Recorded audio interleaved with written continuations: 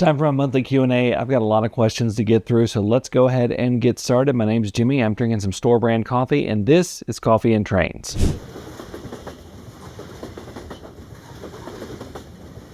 This video is brought to you by Model Railroad Academy.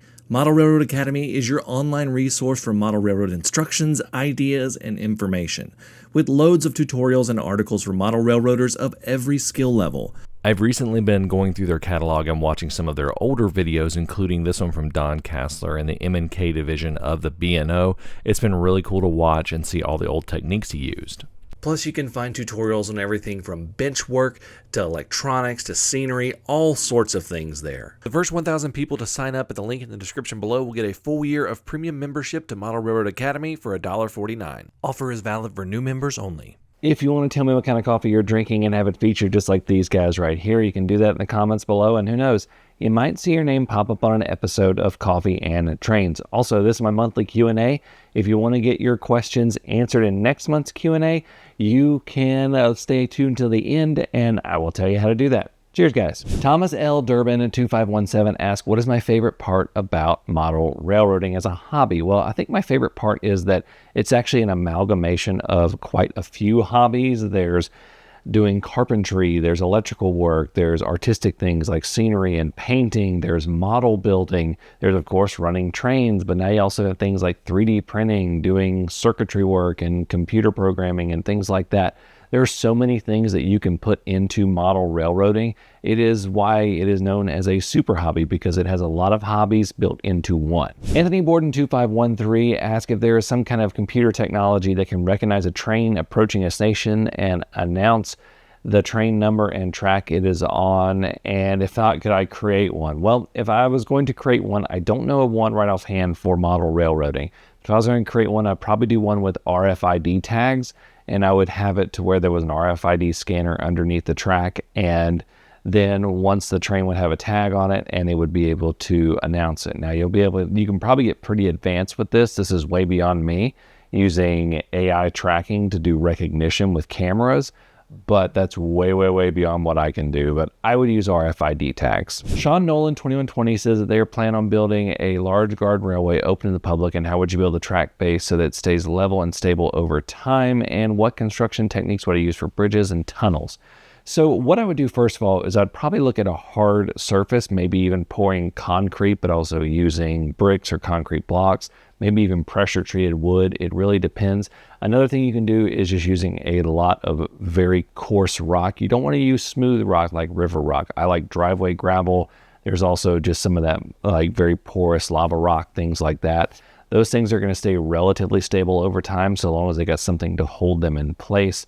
But a lot of times when I see a long-term display, I'm seeing it built on either concrete, I'm seeing it built on blocks like bricks or concrete blocks, or on like pressure treated wood. Now, when you're talking about bridges and tunnels, slightly different here. The bridges, you're pretty much going to be building a miniature version of a bridge. You're going to be building with the same techniques. You're going to be putting footings. You're going to be building the supports and everything. There's not that many bridge models you can get out there for G-scale and garden railroading. So you're going to be building it just like you're building a miniature actual bridge. Now for tunnels, there's two main ways that I've seen tunnels done in garden railroading. The first is to stack bricks or concrete blocks on the side and then have concrete blocks going across the top, or whatever you need depending on how wide the tunnel is. The other technique I've seen is using some of those plastic drain tubes, the larger ones that are like maybe like, a 1.5 feet in diameter or even bigger. And you basically dig it in and put those in, and then you fill in with dirt and ballast so where the track can go straight through it. And then you just kind of build it in around it. Both of them work, and both of them have their pros and cons. So I hope that helps you out. DJ Beat Reviews 3438 says, what is my opinion on N-scale steam engines and what brand makes the most reliable ones? Well, it's a bit complicated because first of all, you really have two main brands that make N-scale steam locomotives here in the US. I know that there are others abroad, but the two main ones are Bachmann and Broadway Limited. And I have both of these, and I've had very few issues, but you're not going to ever have zero issues with a steam locomotive in N-scale. This is simply just a size and a lot of moving parts factor. So you got to be super careful with them. I haven't had any issues with mine. I will say that my most reliable steam engine is probably my Kato Big Boy. That thing it's Kato, so it runs extremely well. And if I need to put a steam engine on for someone to see and run on display, I'm putting that one on there. Athearn also makes really good engines. I would say they're all pretty close to the same now. They used to be very different. Now, Bachmann has some of the basics. They have the 060 that you can get an N scale and the 262s and things like that.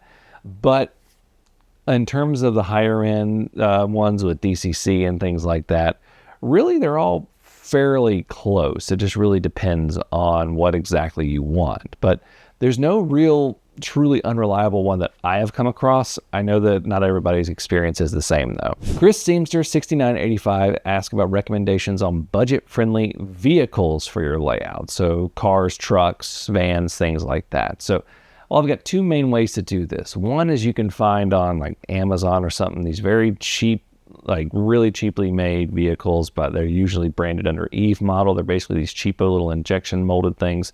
A lot of times you can find them with either just a car or a semi-truck. You've seen me use those before. And they're not going to be matching anything that you're going to be using. But the second way I would say is look at 3D printed items, and you don't necessarily need to do your own 3D printing. There's a lot of eBay and Etsy stores that have these. Now, the drawback of this is you're going to probably be doing some trimming of supports and painting with that, but you're going to be able to find more specific vehicles for exactly what you want. Oscar Lopez Castillo 269 says, can he do a DC inner loop and a DC outer loop? So here's the thing with this. So with DC, you are varying the voltage to the track. Basically, you're driving the track. So whatever's on there, it's going to run depending on how much voltage you're putting on it.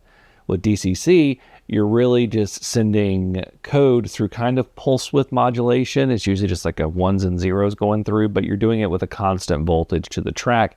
And then whenever the engine needs to pull power, the decoder's going to say, pull some power from the power that's available. So a DC engine is not going to do well on DCC equipped tracks. So if you're going to do this, what you need to do is have the tracks either completely separated or electrically isolated from each other. And even then, you're probably still going to have some issues on the changeover. So the best thing I would say is to have them, you can do them inner and outer just fine, just have them completely electrically isolated from each other, if not completely separate. Michael Amoroso 4561 says they're starting a switching layout and they have a number of cars that have couplers on the wheel set, so truck mounted couplers, and should he make these body mounted? So my thing with body mounted couplers, you see this a lot more in N scale than you do in HO scale. And the truck mounted couplers, the biggest issue you're going to have with those is on tighter radii, typically around the 11-inch and below. And you're really going to run into issues when you have longer than typical rolling stock or longer locomotives like 6-axle diesels and things like that. The one I run into the most issues with is actually typically an SD40-2.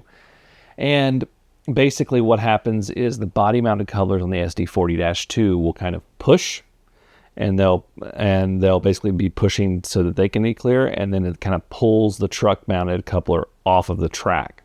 And you'll know when it happens, you'll know exactly what's going on. So if you're running into that issue with your switching layout, I would say go ahead and do that. But if you're not having any issues and your cars are working fine and things like that, I would probably try to stick with your couplers, unless it's just a few and you really want to switch them out. But yeah, if you have a lot of tight turns it's going to do, then yeah, I would definitely look into switching to body mounted couplers and having your fleet standardized. Ryan Stallings asked if I can make coffee and trains into a podcast. Well, if I was doing this as my full-time job, which who knows, maybe I would love that, by the way, if I could do this as my full-time job, this would already be a podcast and I would be sourcing interviews and things like that and just stuff to talk about. But right now, I don't think I have the bandwidth to make it as a podcast. I would love to.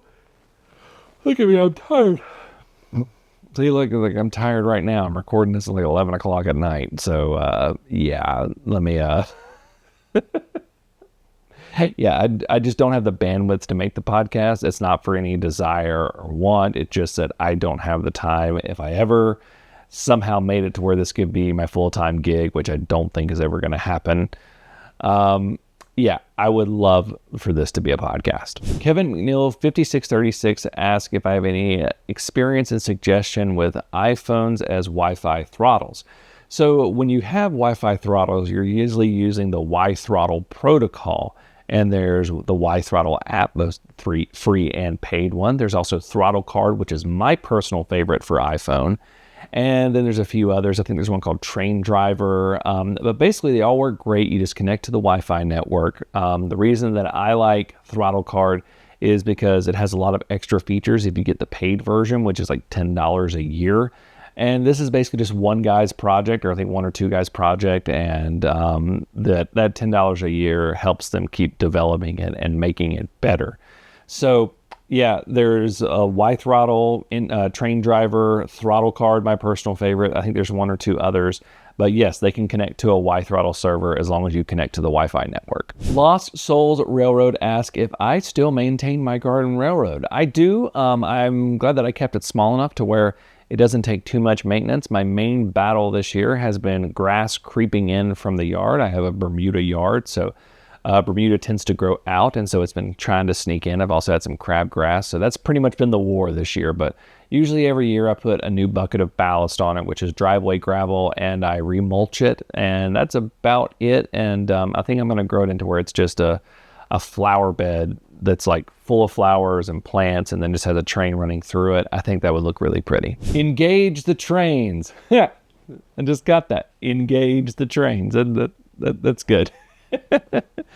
He asks if I ever noticed that old rolling stock from the 90s has slightly larger discs on the wheels where they hit the rail joiners on the inside. So what he's talking about is basically the flanges on the wheels on N-scale. And yes, they do. And this is because there were lower manufacturing tolerances. This is a great example of how far manufacturing has come since even the 90s, which is kind of sad for me to say is like 30 some years ago. And that just makes me feel sad.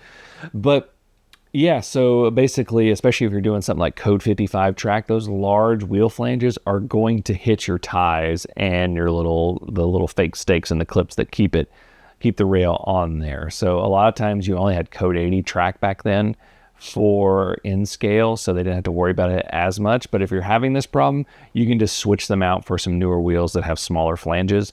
Fox Valley is a really good one. You pick them up through scale trains now, and Intermountain is the other really good one. DWM Trains Dave 2495 says that they actually have a Newton Depot coffee mug for me. This is a guy from the Newton Depot. You've heard me talk about them before, and I accidentally broke my Newton Depot coffee mug. I dropped it. Sorry about that.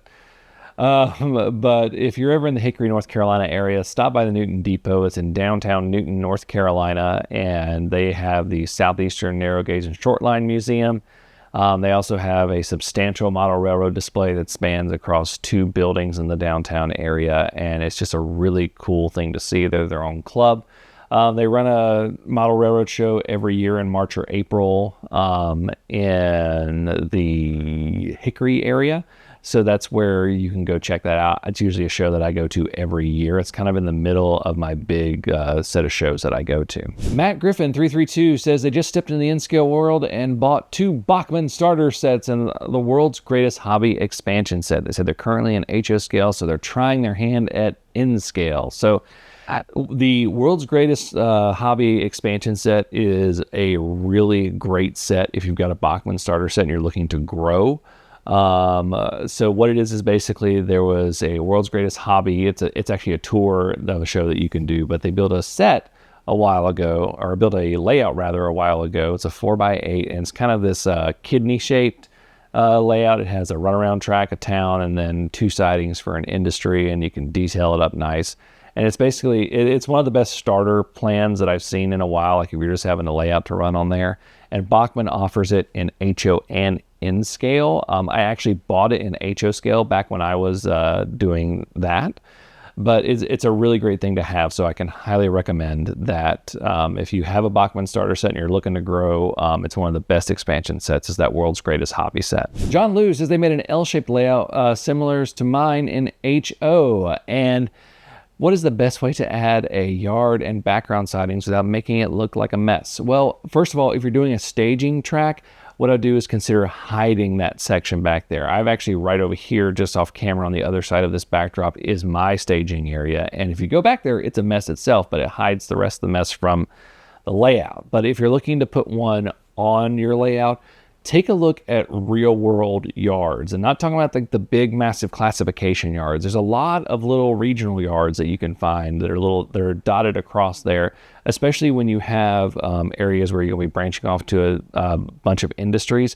You're going to have somewhere that has like 4 or 5 tracks that a train can just drop off a cut of cars and be able to go on its way because it's for that industry. So look at those. You'll notice they're pretty narrow. Real estate is expensive, and trains are going to try to use, or railroad companies rather, are going to try to use as little real estate as possible to make everything work. So yeah, I would consider tucking it right around the track, maybe going off once in each direction. If you're talking about tucking it up against the background or the backdrop, you can also just run it right up against there and get one of these paper backdrops that's going to look like it's going to give you a lot more depth and not necessarily look that. But the key thing is just to take everything you want to do and then scale it back down a little bit, maybe make it 80% of what you want to do, and you're going to get exactly what you want. If it feels like it's getting too busy for you, then it probably is. Remember, it's your layout. You got to be happy. So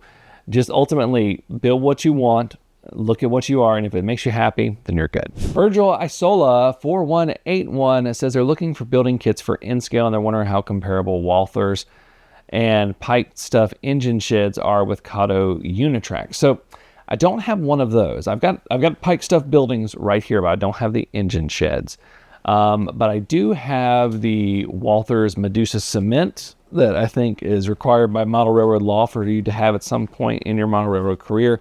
And you can see it has the little area for the cars to be pushed in, and it works just fine with Kato Unitrack. So if you are looking to put that on your layout, what I would do is, if it is too low for the cars to go through or the locomotives to go through, I would put some cork. You can get cork sheets and maybe a little bit of cork road bed so you can match it up perfectly and just build it up to where it's nice and level with everything. And that's what you're going to do. I've had to do that in the past, and that works great. And then if you need to kind of smooth it out and everything, you can get some super thin styrene sheets, like a for sale sign you can go pick up at Walmart. That way it'll flex a little bit if you need it to roll off.